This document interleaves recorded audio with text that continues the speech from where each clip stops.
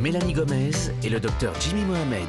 Très heureuse de vous retrouver dans Sans Rendez-vous, votre émission santé et bien-être. Nous sommes ensemble comme chaque jour jusqu'à 16h. Alors accueillons tout de suite en studio avec nous notre invité du jour. C'est vous, Toubib. Bonjour.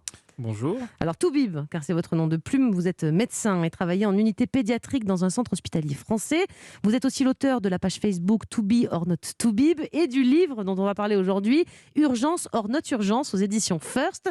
Ce livre, c'est presque un manuel de survie pour tous ceux qui ont dans leur entourage un enfant, pour les aider à prendre les bonnes décisions, éviter notamment de se retrouver tous en pyjama, moi ça me rappelle des souvenirs ça, à 2h du matin aux urgences pédiatriques, ou tout simplement de paniquer aussi, parce que ça peut nous arriver nous jeunes parents quand on ne sait pas quoi faire face à des boutons, des fièvres, etc. Alors justement, on va commencer par un truc qui va forcément arriver à tous les parents ou grands-parents ou tontons qui nous écoutent et qui auront des petits à garder, à s'occuper. Avoir de la fièvre. Déjà, la fièvre, on va reprendre du début, c'est quoi avoir de la fièvre ? Déjà, la définition de la fièvre, c'est à partir de 38. En dessous, 37,5, 38, c'est juste un févricule. Ça veut dire quoi ? C'est une mini-fièvre. Voilà, c'est une petite fièvre, c'est mignon, c'est sympathique. C'est moins sympathique pour la suite, parce que les parents ils savent ce qui leur arrive après quand il y a la vraie fièvre. Mais c'est d'abord une définition avec des chiffres au-dessus de 38. Et surtout, ça se prend au thermomètre. Parce que si vous le prenez avec la main, l'affichage digital, il ne marche pas. C'est vrai. Donc, du coup, ça ne marche pas du tout. Moi, je le prends avec la bouche. Je fais un petit bisou comme ça. Il y a des chauds. Ah, oulala. Ouais, c'est vrai que le dos de la main de la maman est souvent fiable. Quand elle dit il y a de la fièvre, il y en a. Alors, on ne sait pas dire combien. Ça s'appelle l'instinct maternel. Donc, il faut prendre la température. Et on se demande toujours à partir de quand il faut donner du paracétamol. Les parents se demandent est-ce qu'à 38,5 Moi, 37,2 déjà, je donne. Oui, ça, ils vous grillent une cartouche Mais à ce non, moment-là. Mais du coup, à partir de quand, justement, on donne du paracétamol, ce qui est un chiffre à partir duquel il faut donner quelque chose. Ça, c'est un débat intéressant parce que j'ai déjà eu aussi avec mes collègues. Et en fait, moi, on s'est arrêté sur le chiffre de 38,5. C'est artificiel. La réalité, c'est que c'est la tolérance de la fièvre qui importe. Donc, c'est-à-dire qu'après 38 de fièvre, si votre enfant tolère mal sa fièvre, là, vous allez donner quelque chose, Doliprane, paracétamol, ce que vous voulez. Mais un enfant qui fait 39 de fièvre et qui va très bien le supporter, qui va jouer, etc., il n'est pas obligatoire. Le 38,5, c'est pour donner un repère aux parents, parce qu'il y a quand même des parents qui ont besoin de repères. D'accord. Donc si le petit, il a 40 depuis 1 heure, c'est énorme quand même. Pas la peine de débarquer en troupe aux urgences, mais au bout de 2, on peut venir ou comment ça se passe ? Au bout de 2h47 minutes, exactement. à peu près. À partir de quand on va aux urgences pour de la fièvre, quoi. 2h47 et de préférence, c'est possible la nuit pour réveiller l'interne de garde. C'est ça. C'est bien, c'est très bien. Okay. Non, il n'y a pas de cut-off par rapport au nombre d'heures, par rapport à la fièvre. Si elle est bien tolérée, pour un enfant...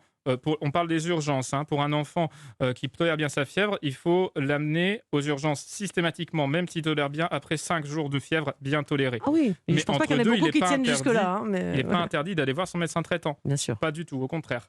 Et souvent, les parents, ils ont l'œil fixé sur le thermomètre.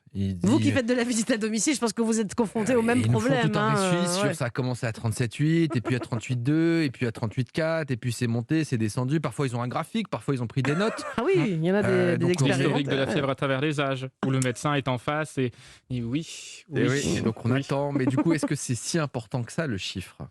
Non, le chiffre, il n'est pas important, et c'est que je me tue personnellement. Sauf si l'enfant a moins de 3 mois ou rentre d'un voyage. Oui, mais ça, c'est une exception. Parce qu'en plus, on est français, on aime bien les exceptions. Mais oui, en dessous de 3 mois, c'est très simple. C'est toujours aux urgences. D'accord ? Il faut toujours avoir une évaluation des enfants aux urgences pour une raison très simple. En dessous de 3 mois, c'est plus fréquemment associé avec une infection bactérienne, et ça peut plus fréquemment donc donner des atteintes graves. Donc il faut que ça soit vu. Un enfant va se détériorer plus vite quand il est en dessous de 3 mois, et encore plus en dessous d'un mois. Et au-dessus de 3 mois, du coup, on arrête de regarder le thermomètre et on regarde l'enfant. Parce que on souvent, regarde l'enfant.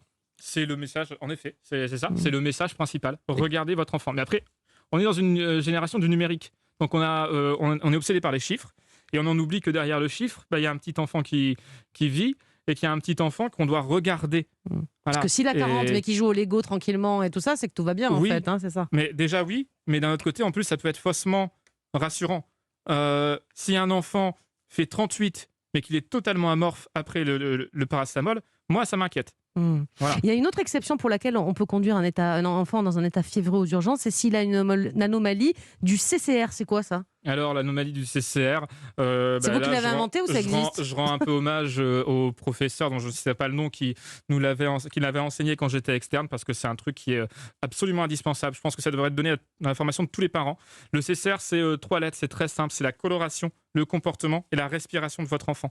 C'est 3 choses qui vont regrouper, on va dire, 90% du fait que votre enfant doit être urgemment vu pour le diagnostic, pour le soin. S'il y a une altération d'un des 3, pas les 3, hein, d'un seul des 3 paramètres, il faut que S'il les devient parents bleu, prennent par mesure. exemple, on aime bien les S'il y a- schtroumpfs, mais c'est pas Ouais, terrible.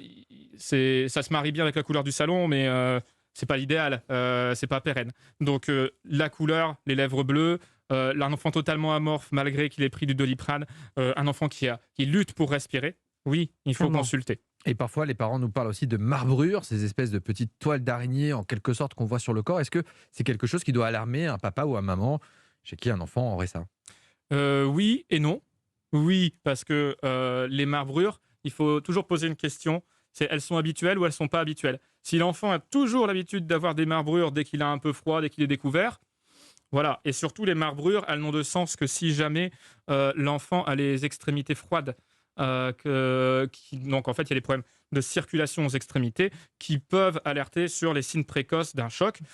Donc un enfant qui est marbré, c'est sympathique, c'est un peu art contemporain, mais Et on va aux c'est pas urgences. super. Hein. On vient vous déranger la nuit, là, pour Ouais. le coup. Toubib, on va poursuivre.